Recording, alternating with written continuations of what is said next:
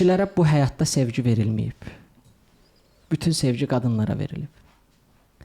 Qadın kişidən, daha doğrusu kişi qadından sevgini görəndə hər şey eləməyə başlayır ki, o emosiyanı yenə datsın. Onu yenə əldə eləsin. Hər şeydə sevgi ola bilər bu.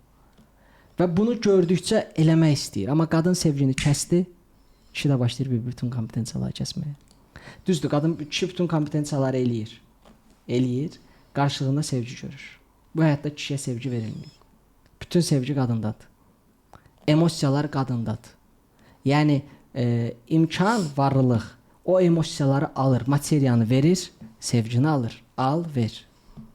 Doğru. Doğru mu? Budur mövzu. Sevgini, qadınlar sevgini kişiyə verməlidirlər. Davamlı olaraq. Və ailədə övlad dünyaya gələndən sonra kişi yaddan çıxır, uşağı sevməyə başlayır. Bəli. Bu da balans pozulur. Yaddan çıxmamalıdır.